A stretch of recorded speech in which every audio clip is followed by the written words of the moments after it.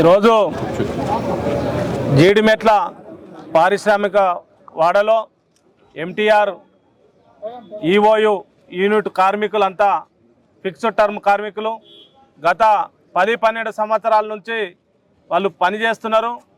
పనికి తగ్గ వేతనం ఇవ్వకుండా మమ్మల్ని రెగ్యులరైజ్ చేయాలి, జీతాలు పెంచాలని చెప్పేసి అడిగినందుకు వీళ్ళ మీద నిర్బంధాలు చేస్తూ యాజమాన్యం బీహార్ నుంచి ఇతర రాష్ట్రాల నుంచి తీసుకొచ్చి వీళ్ళకన్నా ఎక్కువ శాలరీస్ ఇచ్చి వివక్ష చూపుతున్నటువంటి సందర్భంగా మాకు రెగ్యులరైజ్ చేయాలని చెప్పేసి వీళ్ళంతా మేనేజ్మెంట్ను కార్మికులు అడగడంతో అందరినీ మూకుమ్మడిగా దాదాపు 250 మందిని నిన్న 2 రోజులుగా టర్మినేషన్ లెటర్స్ ఇచ్చి బయట పెట్టినటువంటి యాజమాన్యాన్ని పైన లేబర్ డిపార్ట్మెంటు అదేవిధంగా ఈ ప్రభుత్వం చర్యలు తీసుకోవాలని చెప్పేసి వెంటనే కార్మికులందరినీ ఎంటీఆర్ కంపెనీలో ఫిక్స్డ్ టర్మ్ కార్మికులందరినీ వెంటనే లోపలికి తీసుకోవాలి.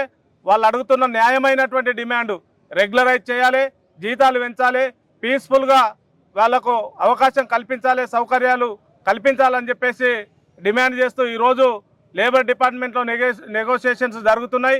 వెంటనే కార్మిక శాఖ అధికారులు వీళ్ళని లోపలికి పెట్టే విధంగా రెగ్యులరైజ్ చేసే విధంగా చర్యలు తీసుకోవాలని చెప్పేసి విజ్ఞప్తి చేస్తున్నాం.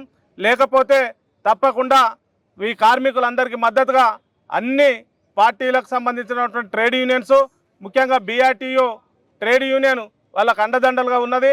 స్థానిక ఎమ్మెల్యే కానీ అదేవిధంగా ఇతర రాజకీయ పార్టీలు, ప్రజా సంఘాలు అందరూ కూడా పెద్ద ఎత్తున మద్దతు తెలియజేస్తున్నారు. ఈ కాలంలో ఈ రోజులలో ఇంత యంగ్ జనరేషన్ 10 సంవత్సరాల నుంచి పనిచేస్తుంటే ఇంత దౌర్జన్యం చేయడం, ఇంత ఒత్తిడి చేయడం, మానసిక ఒత్తిడి, ఇబ్బందులకు గురి చేయడం యాజమాన్యం తగదని చెప్పేసి ముక్త కంఠంతో సమాజంలో అందరూ కోరుకుంటున్నటువంటి పరిస్థితి ఉంది. కాబట్టి ఇప్పటికైనా ఆలోచించి కార్మికులందరినీ కంపెనీలో లోపలికి తీసుకోవాలి, రెగ్యులరైజ్ చేయాలని చెప్పేసి డిమాండ్ చేస్తున్నాం.